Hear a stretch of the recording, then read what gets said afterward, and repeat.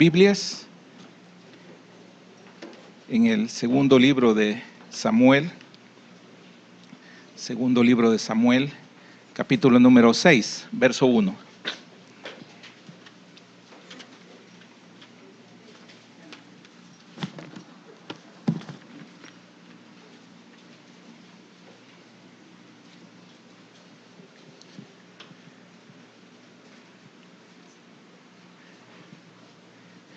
Amén. Dice la palabra del Señor. Va a ser una lectura larga, pero va a ser una lectura única para que nos tengamos el contexto de todo. Segundo libro de Samuel, capítulo número 6, verso 1, dice: David volvió a reunir a todos los escogidos de Israel, 30,000. Y se levantó David y partió de Baala de Judá con todo el pueblo que tenía consigo, para hacer pasar de allí el arca de Dios, sobre la cual era invocado el nombre de Jehová de los ejércitos, que moraba entre los querubines.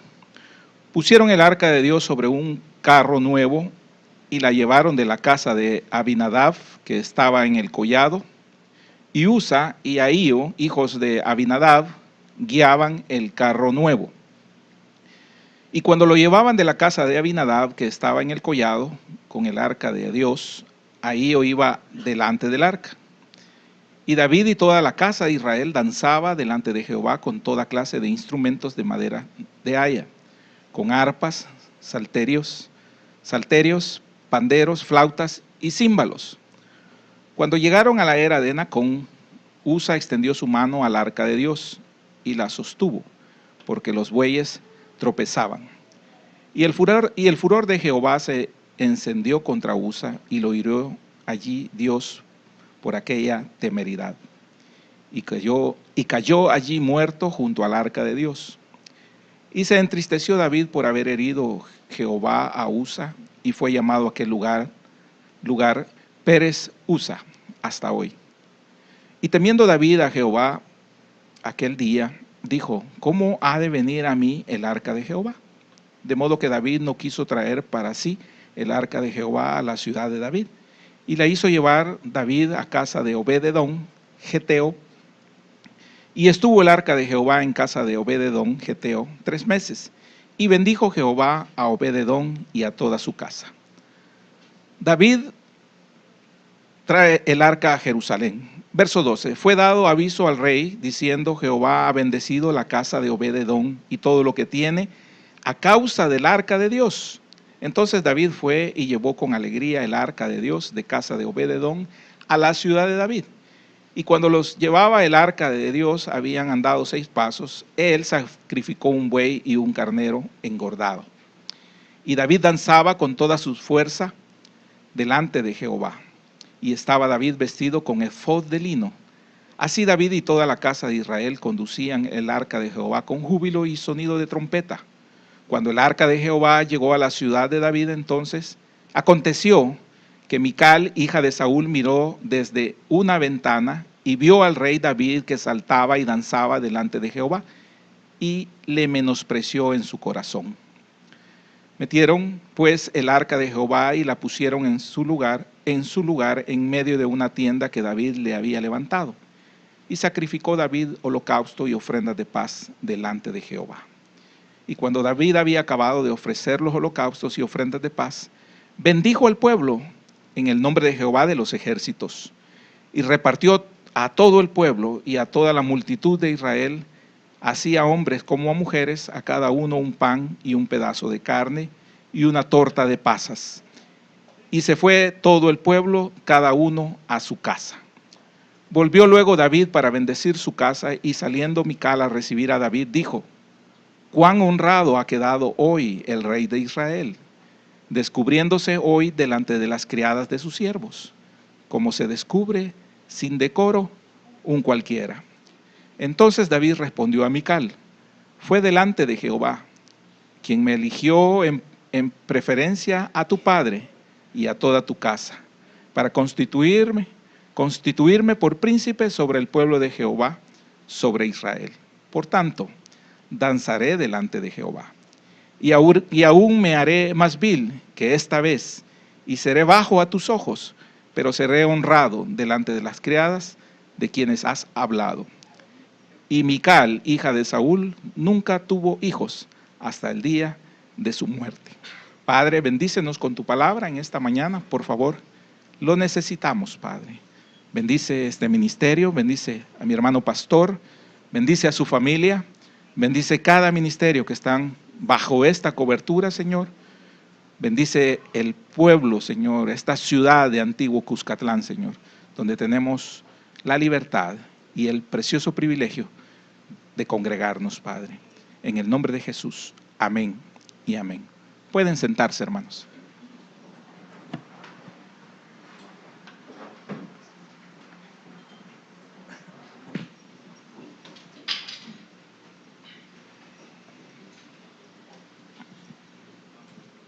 El tema para esta mañana es la presencia de Dios, ¿cómo influye en ti?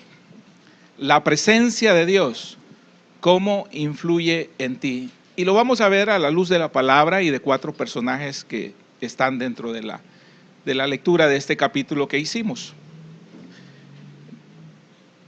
El arca era el símbolo de la presencia de Dios en ese tiempo para el pueblo de Israel. El arca del pacto, llamada también el arca de la alianza, era el símbolo, era lo que representaba el poder de Dios, la grandeza de Dios, la presencia de Dios en medio de ese pueblo. Y era importante para Israel porque era lo que les había permitido guiar, proteger, proveer. Y David supo esto y consideró que era importante que el arca adquiriera nuevamente el valor que había perdido. El arca había estado abandonada por mucho tiempo en la casa de un personaje que ya lo vamos a ver, y habían pasado más de 30 años. Algunos dicen 50, otros 70, pero más de 30 años. Ya bastante tiempo había pasado por ahí. Vemos entonces que David hace un preparativo, reúne a 30,000 hombres, oficiales, servidores, para que lo acompañen en esa acción, en ese acto, en esa travesía de ir a traer el arca a la región de Baala, siempre en la tierra de Israel. Pero se dan 2 situaciones y el pasaje está dividido en una parte que no lo vamos a ver en el sentido de bosquejo como se presenta en la Escritura. Pero sí hay 2 partes importantes. Una es el fracaso de David por tratar de traer el arca, y luego el éxito de David al llevar el arca a la ciudad. Esos son los 2 grandes subtemas de este capítulo. Pero como les decía, no es el punto ese. El punto es el arca representa la presencia de Dios. Es Dios mismo para ellos. Adentro del arca hay un simbolismo muy especial. Ahí se encuentran las tablas que le llaman, que son las lajas de piedras talladas que proporcionó Dios a Moisés, en donde están los mandamientos, la ley fundamental para ellos. También se encontraba allí maná, una muestra del maná que Dios les había permitido comer y alimentarse durante su travesía por el desierto, y que cesó a la llegada de ellos a la tierra prometida, cuando ellos ingresaron a esa tierra. Y también estaba una vara que había reverdecido, que fue el símbolo para escogitar o escoger a Aarón y a sus descendientes como sacerdotes dentro de la tribu de Leví. Entonces esos 3 elementos guardados ahí tenían un precioso significado, y para los pueblos de a su alrededor significaba poder, y ese poder de Dios en medio de ellos generaba temor a los pueblos circundantes, circunvecinos. Pero llama la atención que el arca se encontraba en un total abandono, y aparece en la Escritura cuando es perdida allá en el período de Elí, en una batalla, y se la llevaron los filisteos. Iba a decir el nombre actual, pero es filisteos. Entonces se la llevaron los filisteos y el arca les causó problemas a ellos y tuvieron que regresarla y la montaron en una carreta con bueyes y la mandaron de nuevo para el pueblo de Israel. Y así fue que se quedó en casa de Abinadab. Y escogieron a uno de sus hijos, que ya no aparece en esta porción que estamos leyendo, que se llamaba Eliezer, y Eliezer fue consagrado para que guardara el arca. No se sabe qué pasó con él, pero sí sabemos que aparece el primer personaje, Abinadab. Y Abinadab estuvo con el arca más de 30 años y era levita. Era levita y posiblemente sacerdote. Pero nunca pasó nada cuando el arca estuvo en la casa de él. No hubo ninguna señal, no hubo ningún prodigio, no hubo ningún milagro y no hubo ninguna bendición para la casa de Abinadab. No sabemos cómo estaba el arca ahí, si estaba guardada, estaba escondida, la habían metido en el garaje, la habían metido en una bodega, la habían metido en una caja. No sabemos qué pasó con el arca. Pero sí sabemos que él no hizo nada por el arca. No trató de regresarla a Saúl, que es otro caso, que ya lo vamos a ver también. No trató de regresarla, no habló con los demás sacerdotes, nunca hubo algo como para que volviera a tener la prioridad el arca. Y eso habla del descuido que se puede tener ante la presencia de Dios. Que se vuelva únicamente una rutina religiosa, que se vuelva únicamente un conocimiento. Y eso es como que nosotros guardáramos por algún lado de nuestra casa la Biblia, que guardáramos ahí nuestros apuntes de cuaderno que hacemos, que guardemos por ahí alguna que otra separata que nos trataban de enseñar la palabra de Dios y no le damos importancia y lo dejamos ahí. Y se queda guardada eternamente, no nos damos cuenta qué está pasando, hasta que un día hay una necesidad, se está buscando y decimos, sí, por ahí tengo una Biblia. Así fue. Sí, por ahí está el arca.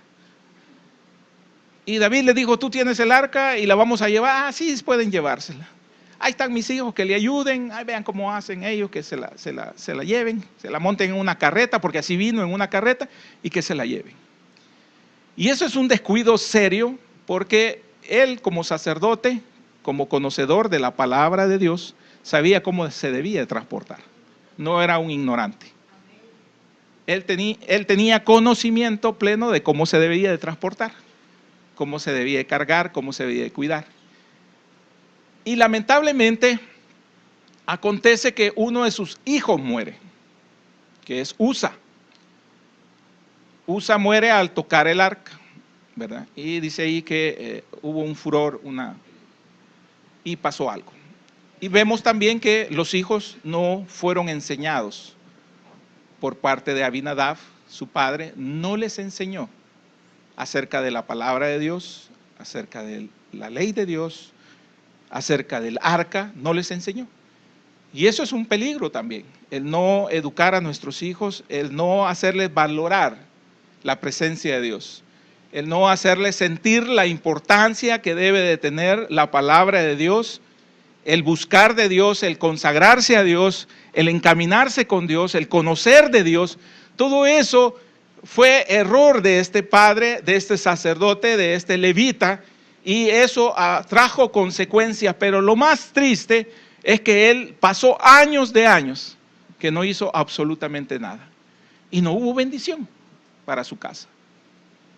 No hubo bendición, y eso también pues llama la atención, porque muchos de nosotros podemos tener una Biblia, podemos de vez en cuando congregarnos, buscar de Dios así solo en casos extremos, pero que no esté pasando absolutamente nada, porque en definitiva no anhelamos y no añoramos la presencia de Dios.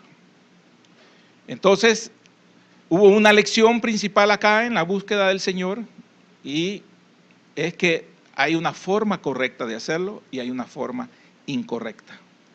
Así como hay un camino incorrecto y hay un camino correcto, y el camino correcto para nosotros es Jesucristo. Aquí la forma incorrecta de trasladar el arca propició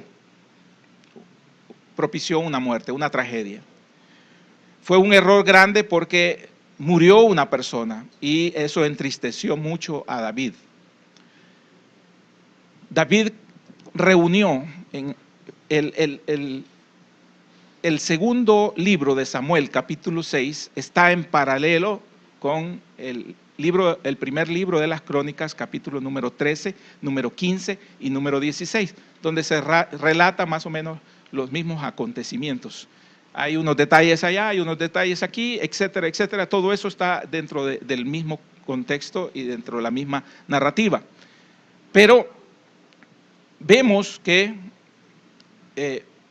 para Saúl no importó, desde los tiempos de Elí, que murió justamente cuando le dijeron que el arca había sido tomada por los filisteos y cuando le informaron que había muerto sus 2 hijos, él murió ahí. Dice que estaba súper gordo y se fue para atrás y murió del susto que le llevaron, la noticia de que habían muerto sus hijos y que se había. Pero él no valoró tampoco la presencia de Dios. No enseñó a sus hijos a respetar las cosas de Dios, y esas son consecuencias definitivamente que tarde o temprano tienen que pasar en nuestras vidas cuando nosotros no hemos educado adecuadamente a nuestros hijos para las cosas de Dios. Y vemos también que David no le importó. Estuvo reinando por cierto periodo, cierto tiempo, 40 años, y tampoco le importó. Porque a Saúl, nunca le interesó las cosas de Dios. Solo recurría a Dios, como muchos de nosotros, solo cuando tenemos una necesidad. Y trataba de manipular al sacerdote, ¿verdad? A Samuel, cuando él tenía una necesidad de Dios. Pero no respetó a los sacerdotes, tanto así que mató a muchos en la persecución de David. Aquellos que ampararon a David los mató. No le importaban los sacerdotes, no le importaban los hombres de Dios, no le importaban los profetas, no le importaba Dios mismo y nunca le importó la presencia de Dios a través del arca. Así que no se interesó. Entonces David, cuando se viene y se convierte en rey, él se preocupa por eso y habla de recolectar nuevamente, de volver a esos principios, y el arca era fundamental para él. Tanto así que los consultó. Dice en el otro libro, dice, en las Crónicas, dice que buscó a los sacerdotes, a los levitas, a los generales y a los oficiales y a los suboficiales, a todos estos hombres para consultar. Pero qué lastimoso fue que nadie le dijo cómo. ¿Verdad? A veces tenemos muy buenas intenciones como David, pero no sabemos cómo. Y tenemos que esperar los tiempos de Dios, porque nos queremos desenfrenar en una parte emocional que es buena, pero nos queremos desenfrenar. Pero en la Escritura está el cómo debe de hacerse. La palabra de Dios es muy clara en este sentido, y eso pues nos dice a nosotros y nos advierte a nosotros de que debemos de hacerlo de la manera en que Dios quiere y no como nosotros queremos. Entonces, Saúl no hizo nada, David comienza a hacerlo, y vemos que el arca es tratada de llevar. La montan a una carreta de bueyes, una carreta nueva, con bueyes ahí, y entonces Abinadab dice, llévensela. Y los 2 hijos, uno adelante y el otro atrás, deciden ir a colaborar. Se despreocupa, no les dice, hijos, hay que hacer una vida de consagración, hay que hacer esto, hay que hacer lo otro, y lo más importante, no les advierte que la palabra de Dios decía que solo eran unos tipos de levitas los que podían cargar el arca. Y todos aquellos que estudiamos ya el tabernáculo de Moisés, y en donde hemos visto aquellos detalles, vemos que ahí está una familia especial de Coat, y son llamados todos los descendientes coatitas. Y solo los coatitas eran los autorizados para poder cargar el arca y todos los utensilios que se tenían en el lugar santo y en el lugar santísimo. Ellos eran los encargados de estas actividades específicas. El arca, que era algo precioso, como obra humana, era un reflejo de lo que se le había mostrado a Moisés, era de madera de acacia, era enchapada por fuera y por dentro en oro, tenía barras también de acacia, unas barras que eran, donde estaban unas argollas de oro sólido también, donde se pasaba, era el único utensilio dentro de todo lo que había en el tabernáculo, al cual no se le desarmaban las barras, porque debería estar siempre lista para que los coatitas llegaran y pusieran sus hombros, la cargaran y se la llevaran, aquellos que habían sido asignados en turno para eso. Entonces era todo un proceso, todo un ritual, Dios así lo había establecido. Y Abinadab no era extraño a esto, pero sí fue irresponsable para con él, irresponsable para las cosas de Dios y también irresponsable para con sus hijos. Porque el fracaso y la trágica muerte de su hijo fue un fracaso para él también. Entonces, algunos estamos en esta parte donde nosotros no le ponemos interés a la presencia de Dios y no le tomamos la debida importancia que tiene la presencia de Dios, a pesar de que representa a Dios mismo. Se vuelve tan rutinario para nosotros y tan normal la presencia de Dios. Imagínense tener ahí 30 años ahí en el garage, usted tener ahí el arca y que sabía que había hecho prodigios enormes desde la salida de allá de Egipto, cuando ellos la construyeron en la caminata del desierto y toda la conquista hacia la tierra del Canaán. Era algo que era sorprendente, donde los enemigos temblaban ante eso, y ahí estaba, sin más interés. Un planchador viejo le habían tirado encima, habían puesto las licuadoras que se les arruinan ahí, hay las cajas que siempre tienen un montón de chunches que decimos que un día las vamos a botar y que nunca botamos, todo eso ahí tirado, ¿verdad? Todo ahí tirado y sin mayor importancia. Y un día dijeron, el arca, sí, allí está, sáquenla, mejor, me quitan ese compromiso. Imagínense, o sea, algo terrible, ¿verdad? Entonces, David tuvo temor. Al ver la muerte de Usa, tuvo temor. Y entonces dijo, no, momento, no la traslademos. Pérez Usa, por la muerte de este hombre, esta región, así la vamos a llamar, y ¿hay algún levita cercano? ¿Hay alguien donde nosotros podamos llevar el arca? Y entonces le dijeron, sí, por aquí vive Obed. Estaban en la región de Edom, y entonces Obed Edom, no que fuera edomita, sino que era un sacerdote. Recuérdese que toda la tribu de Leví se repartió entre las 12 tribus. Ellos fueron repartidos. Entonces habían levitas cercanos a cada una de las tribus en donde se repartieron. Entonces ahí estaba Edom, Edom, Obed significa siervo. Era un granjero, tenía su finca y él estaba allí. Y entonces le dijeron a Obed-Edom, aquí está el arca y la vamos a dejar en tu casa. Y Obed-Edom aceptó y dijo, sí, amén, aquí déjenla. Y entonces Obed-Edom tenía otra actitud y cuidó el arca. Me imagino que les ha de haber enseñado a sus hijos la importancia del arca. Tenía muchos hijos y después tuvo muchos nietos, y ya lo vamos a ver también. Y entonces, como 70 nietos descendientes de él. Y un montón de hijos, creo que 8 por lo menos. Y entonces ahí aparece en la escritura. Entonces él se alegró y vio la bendición de tener el arca, y ha de haber sacado los escritos y ha de haber explicado cada uno de ellos lo que era esto, lo que significaba esto. Y entonces rápidamente se vio algo diferente. Lo que no había pasado en más de 30 años se vio ahora en 3 meses. Obed-Edom empezó a ser bendecido en todo. En todo, dice la escritura, fue bendecido totalmente en todo. Entonces, a causa del arca de Dios, él adquirió una nueva bendición. Y los hijos estaban viendo esa bendición preciosa que estaba pasando en su casa. Las vaquitas daban más leche, ¿verdad? La milpa le crecía más. Los palos de limones, aquellos limones indios no eran indios, sino que le hacían pérsicos así bien grandotes. Y empezó a ver todo eso y entonces vio que el zacatillo bien verde y que tenía árboles frutales muy buenos y empezó a ver toda la prosperidad. Ya llevaba quesito para regalarlo a la congregación porque le sobraba quesito, porque todo le abundaba, y empezó a dar y empezó a crecer y a crecer. Y entonces todo el mundo dijo: un momento, ahí está pasando algo. ¿Y qué pasa, Obed-edom? Y él dijo: no, si tengo el arca, tengo la presencia de Dios. Entonces tenía la presencia de Dios, él estaba completo. Y entonces se sintió tan completo que empezó entonces él a ser prosperado. Y entonces le llegó la noticia a David y le dijeron a David: David, allá en la casa del siervo Obed hay bendición por el arca.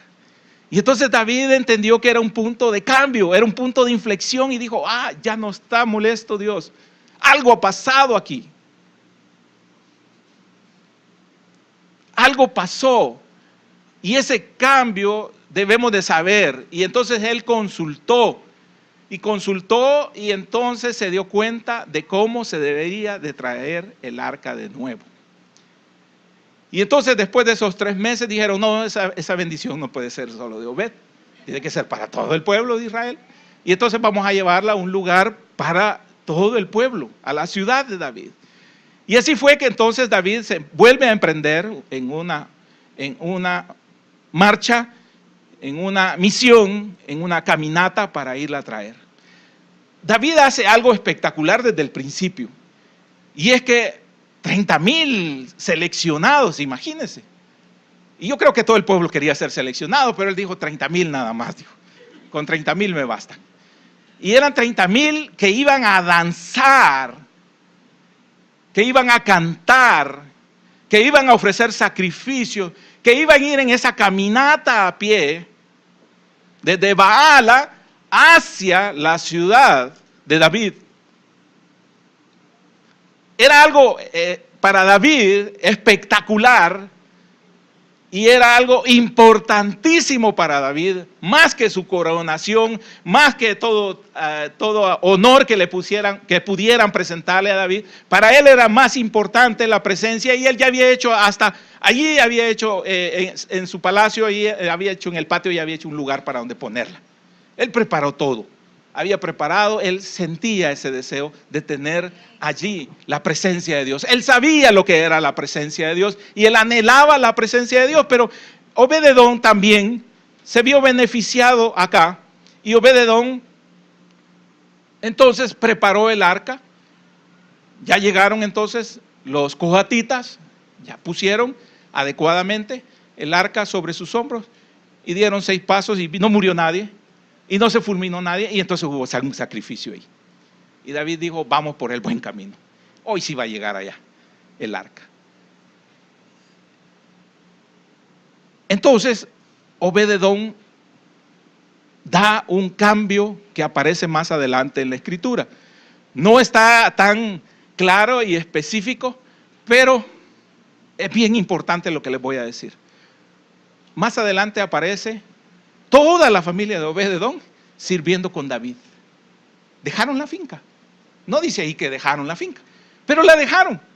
Aparece Obed-edom, dice que era del octavo de las arpas, o las arpas de la octava nota, algo así, sirviendo allá con Asaf, Edom, Jedutún, y ahí aparece Obed-edom. Y dice que sus hijos, uno de ellos eran porteros en la casa de Dios. Imagínense.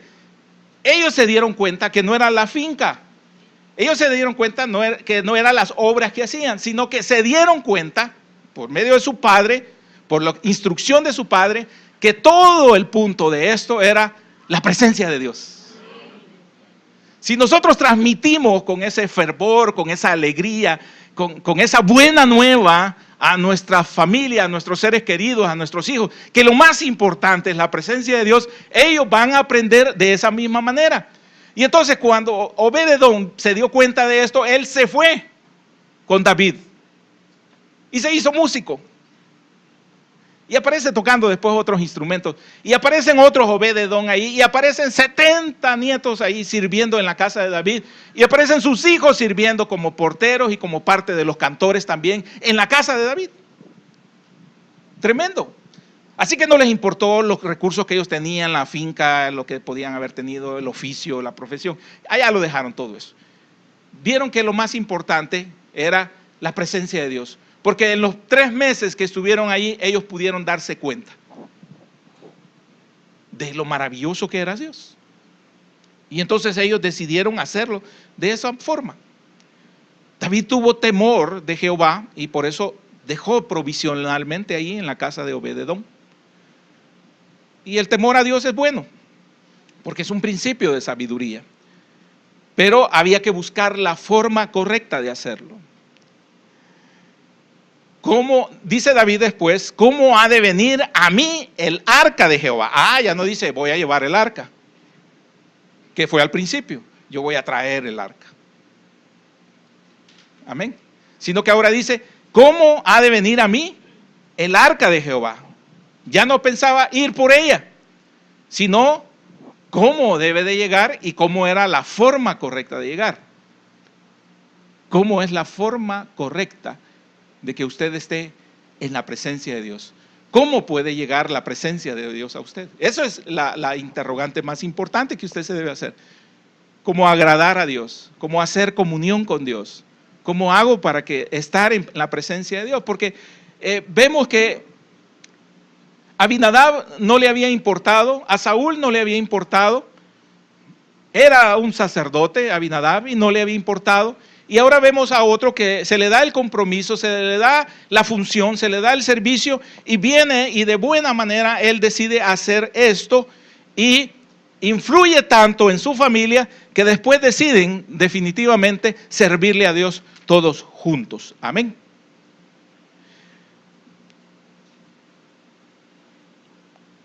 Los coatitas, que eran los levitas encargados de llevarla en sus hombros, definitivamente se llevaron el arca. Y definitivamente también Dios estaba complacido con esto. Fíjese que los filisteos lo habían montado en un arca, el arca, en un carro, y los israelitas hicieron lo mismo. Y no les pasó nada a los filisteos, pero sí a los israelitas. Y eso anotaba yo, los inconversos eran ignorantes de toda la ley. Pero el pueblo de Dios tenía un conocimiento y con ese conocimiento, conlleva una responsabilidad. No porque los incrédulos hagan algo y no les pase nada, usted va a hacerlo. Porque dice la Escritura en la carta del apóstol Santiago, dice, el que sabe hacer lo bueno y no lo hace, es pecado. Se le considera pecado. El que sabe hacer lo bueno y no lo hace, se le considera pecado. Y esto debe de quitar muchas justificaciones que nosotros a veces tenemos, ¿verdad? A veces a un hermano no le pasa nada. Y nosotros decimos, sí, pero ese hermano anda haciendo esto y haciendo lo otro y no le pasa nada. Y entonces nosotros queremos tomarlo de modelo para satisfacer nuestros deseos, nuestras acciones. Y creemos que no, a nosotros no nos va a pasar nada. Pero a veces nosotros tenemos la pita más corta, porque el Señor no nos permite. Y eso a veces nos pasaba como hermanos, que a veces uno veía que a un hermano hacía una cosa y no le pasaba nada. Y uno hacía medio una cosa y a uno le caía, ¿verdad? Y allá iba el chancletazo desde lejos, la Gina Balco bien marcada se la dejaban. Allá estaban cocinando y con la cuchara de palo se la tiraban y le pegaban porque tenían un gran pulso. Y aunque uno hiciera finta ahí, pues le caían siempre. En el lomo, en la espalda, en la cabeza, donde sea le caía.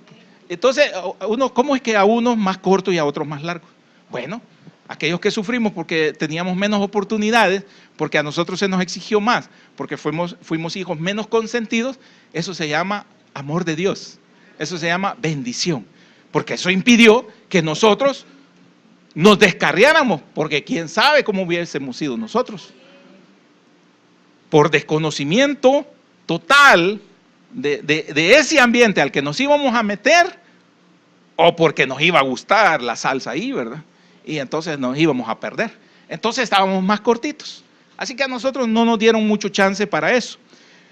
Y lastimosamente, pues, aunque fue una buena intención de David, no le funcionó el traer el arca en la primera ocasión. Después de este punto de inflexión que les decía, decide entonces traer el arca y es cuando se convierte en un éxito esto. Entonces, Dios bendijo la casa de Obed, eso le indicó a David que era el momento justo. Ahora David lleva a las personas indicadas, los coatitas, ya se lo dije, y cargan sobre sus hombros ahí el arca. Fue solemne esta actividad, que hubo sacrificio de animales en un principio. Y cuando hacemos las cosas como Dios indica, hay bendición definitivamente. Entonces, llevaron el arca y al final dice la escritura que llegaron en aquello que leímos. Y ahí era conducida el arca con sonido de júbilo, sonidos de trompeta, y había fiesta nuevamente. Y dice que David iba danzando con el pueblo. Ese danzar ahí que está, se pronuncia como hul, o hul, así, hul, es danzar brincando y dando vueltas. Por eso a veces dicen, es traducido del hebreo, dar vueltas, el danzar, dar vueltas, brincar. Y eso es lo que estaba haciendo David con las siervas de los oficiales. Y entonces aparece en escena ahora un tercer personaje importante, que es Mical. Mical dice que estaba por la ventana, ¿verdad? Estaba por la ventana. Entonces quizás estaba viéndose al espejo, peinándose, haciendo los rulos, haciéndose los colochos con la plancha, alisándose el pelo, y vio por la ventana y vio allá al David que venía como loco, ¿va? Y entonces dice que lo menospreció en su corazón. Fíjese que parte de la culpa fue de su papá. A Saúl no le importó la presencia de Dios. Entonces no enseñó a sus hijos de la presencia de Dios. Entonces Mical no sabía qué era la presencia de Dios. Nunca había estado el arca con ella.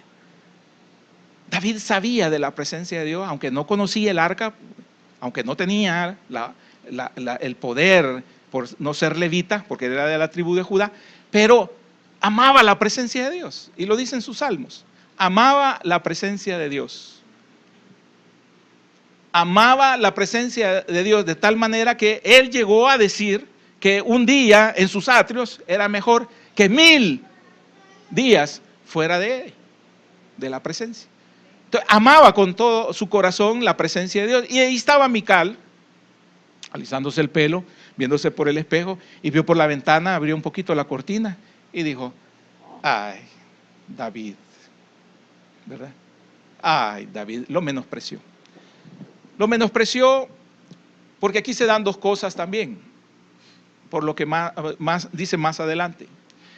El menosprecio surge cuando ya el afecto ya no es el mismo. Y el afecto, o sea, algo del alma y del corazón, cuando no está ligado a una parte espiritual, ella no tenía algo espiritual, no tenía un conocimiento espiritual, no había una presencia de Dios, no había una relación con Dios, no tenía, aunque estaba dentro del pueblo de Israel, no tenía eso. Y entonces ella menospreció en su corazón a David y se la guardó ahí, se la echó a la bolsa y dijo: ay, David. Y entonces David danzó, fue a dejar el arca, la puso en el lugar que él había preparado, un lugar bonito, preparó a los sacerdotes, los asignó, les puso turno, les puso tarea, dejó todo, les dio de comer a todo el pueblo, a más de 30,000, a los 30,000 más, hizo sacrificios de animales, más todos los que estaban ahí, hizo una gran fiesta y unas tortas de pasa y carne y todo, y comieron. Y ya llegó a la casa, dice, con la intención de bendecir su casa. David había bendecido al pueblo. Imagínense que iba muy espiritual David, iba ungido. Y él decide irse a su casa y lleva toda esa buena noticia para su casa. Y allá le salen con la cacerola. Y él dice: vengo de bendecir y quiero bendecir mi casa. Y entonces ahí aparece Mical y le dice en el 20, volvió luego David para bendecir su casa, y saliendo Mical a recibir a David, y se adelantó, porque ahí sí tenía que decirle algo. Le dijo: Cuán honrado ha quedado hoy el rey de Israel, descubriéndose hoy delante de las criadas de sus siervos, como se descubre sin decoro un cualquiera. Miren lo que le dijo. Tremendo. No pierda de vista que ella no tenía la presencia de Dios. No tenía el conocimiento de Dios. Y a veces cometemos los errores cuando no tenemos nosotros la misma vivencia, la misma experiencia espiritual, la misma consagración o la misma sintonía, digámoslo así. Estamos en la sintonía de Dios. Y yo recuerdo que cuando comenzamos a venir, ya les voy a explicar por qué pasa. Mi esposa empezó a danzar. Y entonces yo me quedaba ahí viendo y qué oso, qué mala onda esto. Y me daba pena. Y decía, ¿por qué salen pues a danzar? ¿Y por qué danzan? Y yo lo más serio posible, lo más juntito a mis pies, que no se puede mucho porque, ¿verdad? Pero yo trataba de aplaudir, cantar, así muy formal, las alabanzas, cantaba. Cuando habían de júbilo tocaba las manos un poquito más rápido, pero así muy formal. Y ella salía de repente a danzar y otra hermana salía. Y hay unas que ya les he dicho que pasan dejando la chancleta y venían aquí a danzar. Y yo, qué desorden, decía. Yo tenía una actitud emical. Sí, tenía una actitud emical porque desconocía esa manifestación de la presencia de Dios. Y le voy a decir por qué. Porque la manifestación de danzar es el resultado de un agradecimiento a Dios. Pero surge ese agradecimiento cuando se despierta conciencia. Cuando se despierta conciencia en la persona. Yo no puedo influir ahora con esta predicación a que todos ustedes dancen. Yo no puedo. Y me puedo deslomar y ustedes aquí lo pueden, si yo los obligo y les digo, dancen, si no, no tienen la presencia de Dios y todos van a danzar, pero porque yo lo estoy diciendo. Pero eso no pasó a más. Tiene que surgir de lo más profundo del corazón un agradecimiento. Como cuando nosotros, los hombres, celebramos un gol de nuestro equipo favorito. Sale de lo más profundo. Sale ese grito, si es incontenible. ¿Verdad? Y allá está la mujer cocinando y se nos queda viendo, porque en la iglesia no gritamos, ni amén decimos. Y allá estamos, ¡gol! Y hacemos un montón de gestos y brincamos y estamos de un lado para el otro y golazo, golazo. Vale la pena la repetición. Pero en la iglesia estamos. ¿Verdad? Sí. Y le digo por qué. Porque nosotros los hombres, aunque usted no lo crea, pesamos más que las mujeres. ¿Cierto? Pesamos más. Porque vencer la gravedad, para nosotros la gravedad, la fuerza de la gravedad, es más grande. Y a las mujeres bien fácil, son para en plumitas ahí brincando. Pesan menos. Y nosotros pesamos un montón. Y ya levantar los pies, difícil. Y lo normal era que las mujeres danzaran. Mical debería haber estado ahí abajo. Pero le digo, ella, sin justificarla, no tenía una parte espiritual, le faltaba algo. Cuando ya el Señor toca la parte espiritual, cuando ya le va revelando a uno lo que es la importancia del agradecerle a Dios, cuando nos damos cuenta de dónde Dios nos ha sacado. Mire, cuando una persona le hace un gran favor a uno, en lo económico, ¿verdad? O un médico hace un milagro con uno y uno sabe que fue el médico un gran esfuerzo en lo humano, uno queda agradecido con ese doctor. Le sacó y le salvó la vida a un hijo, uno queda agradecido con ese doctor. Cuando alguien le ayudó económicamente a uno, uno queda agradecido con esa persona, porque uno no debe de ser desagradecido. Pero hay un gran agradecimiento que cuando uno ve a esa persona, uno dice que quisiera hacer algo por esa persona. Imagínense, el Señor nos dio la salvación, nos libró de todo peligro, nos tiene ahora en lugares diferentes. La alarma ya la apagué, no crea que estoy atendiendo llamadas. Y aparece entonces un deseo de lo más profundo de nosotros de demostrárselo a Dios. Es como que nos sacáramos la lotería, ¿va? Que no jugamos, pero imagínense, nos la sacaron. estaríamos felices, celebrando, gritando y haciendo un montón de cosas, en cosas materiales, superfluas. Y la bendición de Dios y la grandeza de Dios ha llegado a nuestras vidas y a veces nosotros no tenemos ese grado de conciencia para un despertar y agradecerle a Dios todo lo que Él ha hecho por nosotros. Entonces, el agradecimiento va en diferente proporción a lo que nosotros sentimos por la presencia de Dios. Y entonces vemos que David estaba muy agradecido, estaba danzando y Mical salió ahí al encuentro de él, pero para abochornarlo. Espiritualmente estaba muerta ella. Y entonces ya no había pasión, no amaba a David. Entonces lo que tenía solo era reclamos. Y eso nos pasa, ¿verdad? Que estamos aquí metidos en una atmósfera muy linda, muy espiritual, y vamos para la casa y ahí nos hacen volver a una realidad fea. De repente nos dicen algo que es totalmente diferente. Y entonces uno se queda sorprendido. ¿Qué pasó? ¿Qué pasó? Tan bien que estaba, tan alegre que venía, dice uno, ¿verdad? Y se sorprende entonces de esto. Entonces Mical despreció cuando vio danzar y saltar a David. David literalmente daba vueltas en círculo, era un loquito dando vueltas. Y él escribe acerca de eso, de danzarle al Señor, de agradecerle al Señor, de que la danza es un agradecimiento a Dios, y él lo escribe y él lo hace. Y habían hombres que lo hacían en coros, dice, o sea, se agarraban de la mano, hacían un círculo y ellos todos juntos danzaban, pero era una actividad que era más de las mujeres. Y dentro de la escritura queda claro que todo esto se hace de día, así dice en los diccionarios, y se hace para Dios, por agradecimiento a Dios, por actividades de Dios, porque Dios les dio victorias, porque Dios lo establece de alguna manera. Solamente la única danza fuera del agradecimiento a Dios es la de Salomé, pero esa es sensual, esa es otra cosa. Pero ella no era, y lo aclaro, no era israelita, no era judía, no era hija de Dios, era de otra raza y la habían llevado ahí. Y el rey también, Herodes, no era israelita, era idumeo. Entonces ahí es otra cosa, ahí fue un baile sensual solamente usado por Satanás para que le volaran la cabeza, decapitaran a Juan el Bautista. Pero eso es otra cosa. Pero, porque usted me dice, no, pero la hermana Salomé danza. No es nuestra hermana y no, tampoco. Baila, no, la hermana no. Toda la escritura habla de que los que danza y baile que se contempla acá es para el Señor y es por una gratitud, por un evento importante. Y David lo hacía de esa manera, ¿verdad? Entonces, Mical reclama a David por danzar, por desnudarse, es decir, por entrar en ropas menores delante de las criadas.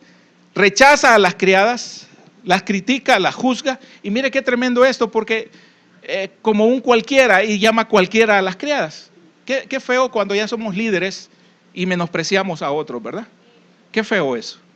Porque no eran de linaje real, Mical ni Saúl. Fueron escogidos de la tribu de Benjamín por parte de Dios porque querían un rey y fue puesto rey. Pero eso no lo hacía, ¿verdad?, la reina de Inglaterra, tampoco, ¿verdad? Y entonces ella menospreciaba a las criadas de los oficiales ahí, las vio, los sirvientes, las criadas, con ellas te mezclas, con ellas. David no estaba pensando en eso, David estaba pensando en adorar a Dios. Y todos los que estaban adorando a Dios, todos eran adoradores de Dios y para David eran sus hermanos allí.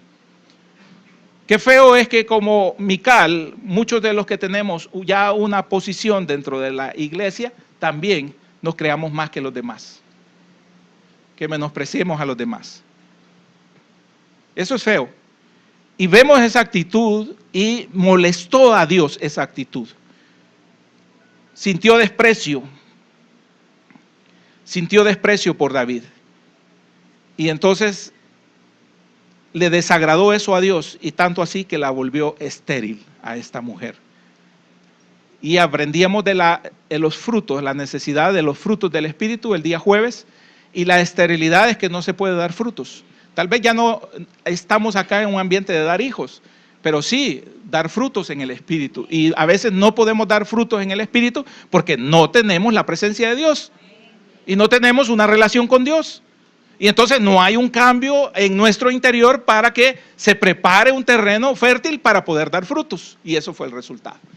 Por último, David, y con esto termino, David amaba a Dios con todo su corazón. David sabía lo que es depender de Dios. David sabía lo que era la gratitud a Dios. Había pasado toda su vida muchas dificultades, solo por haber sido elegido por parte de Dios, por haber sido ungido por parte de Dios. Tuvo que pasar muchas dificultades, y muchos vamos a pasar dificultades de esa manera solo por el hecho de haber sido seleccionados y escogidos por Dios para servirle a Dios. Y vamos a pasar dificultades, pero las dificultades, los sinsabores de la vida de David no lo eliminaron. Al contrario, hicieron que él creciera en su carácter firme y su convicción de adorar a Dios se estableciera mucho más fuerte. Los ataques que nos hagan, aún los mismos hermanos, nos deben de fortalecer en el sentido contrario, no en tratar de abandonar el servicio a Dios, no en tratar de abandonar la unción que Dios nos ha dado, no en tratar de abandonar los caminos de Dios, sino que lo que debe de hacer es fortalecernos para que en nosotros haya más agradecimiento a Dios. Las bendiciones que David recibió de parte de Dios, los cuidados que David recibió de parte de Dios, lo hicieron más agradecidos con el Señor. Por eso él había vencido esa fuerza de gravedad, y él podía levantarse y darle gracias a Dios en todo momento, porque él sabía que lo hacía para Dios.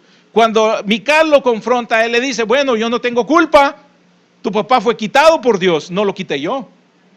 Yo no tengo culpa en eso. A mí me escogió Dios. Pero porque me escogió Dios, porque Dios le ha escogido a usted, dice David: yo estoy agradecido con Dios y anhelo su presencia en todo momento y en todo lugar, y no me importa hacer el ridículo, y no me importa que me consideren vil, que me consideren menos, que menosprecien. No me importa absolutamente nada de eso, porque nadie estuvo ahí en mi necesidad, solo Dios. Por eso me sorprende cuando a alguien le da pena orar en un restaurante. ¿Cómo que los que están a su alrededor le están pagando la comida? O que le van a decir: ay, mire, ¿y por qué ora usted? ¿Y a usted qué le importa si a mí Dios me ha dado el pisto y yo voy a orar? Porque Dios me ha bendecido, porque Dios me ha hecho grande. Amén. Gloria a Dios. Es Dios con usted, y allí nadie se mete, y a nadie le importa.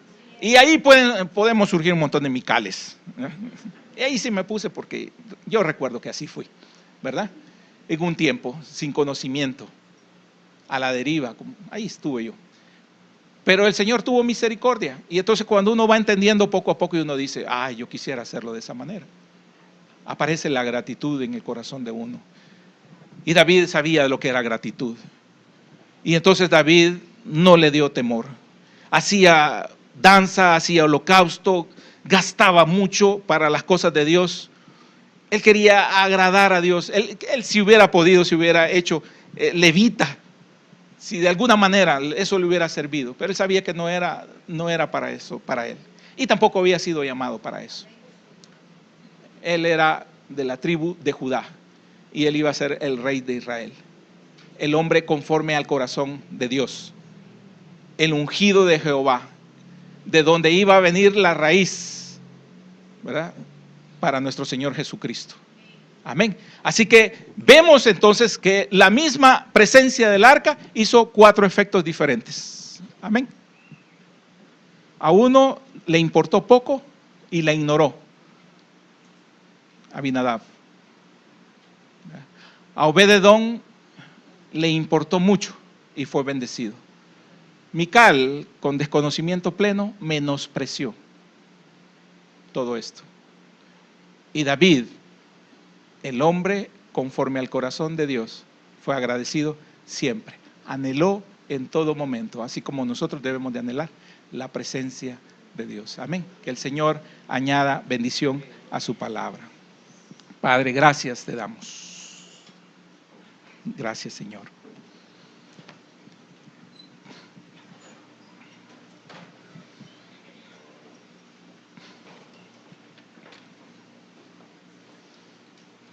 Tu presencia es vital, Padre. Esa es nuestra lección. Buscar tu presencia.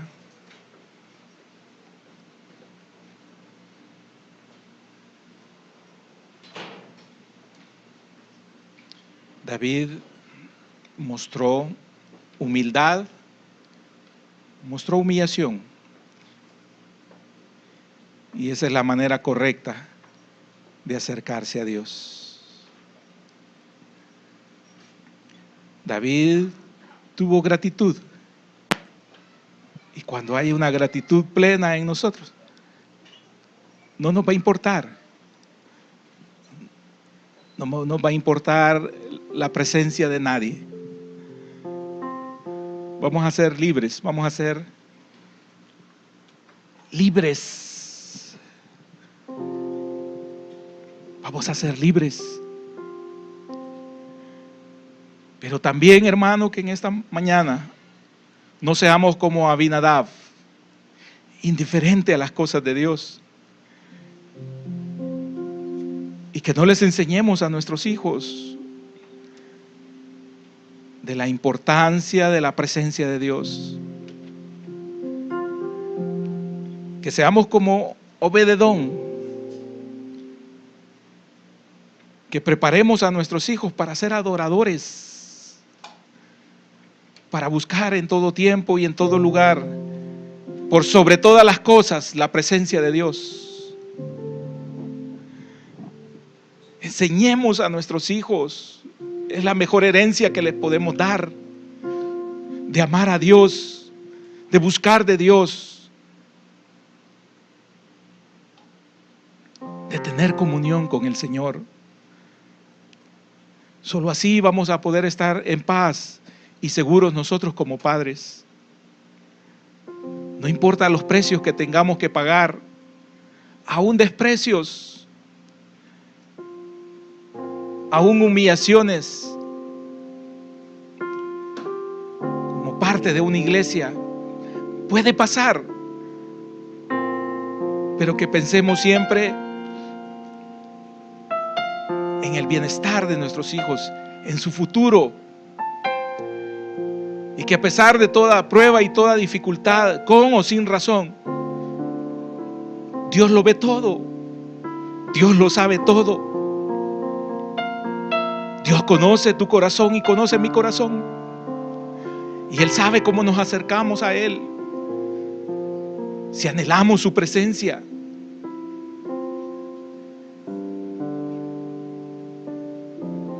Bendito seas, Padre Celestial.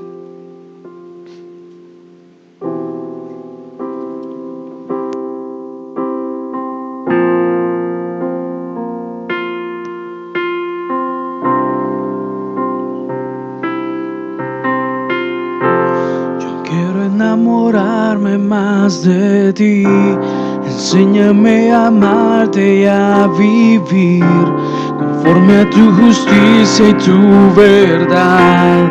Con mi vida quiero adorar, con todo lo que tengo y lo que soy, todo lo que he sido te lo doy. Que mi vida sea para ti perfume a tus pies. Delante de tu trono, Señor, yo quiero estar para contemplar tu hermosura y santidad. Delante de tu trono, yo quiero estar para contemplar tu hermosura y santidad y decirte te amo y decirte te adoro.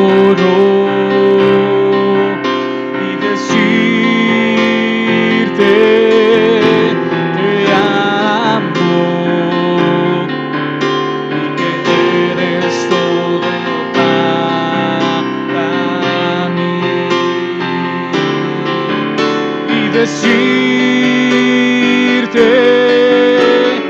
amo y decirte te adoro y decirte te amo y que eres todo para mí.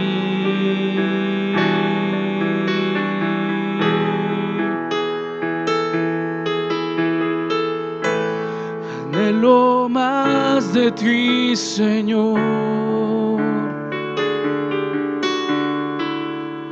Anhelo más de ti, Señor.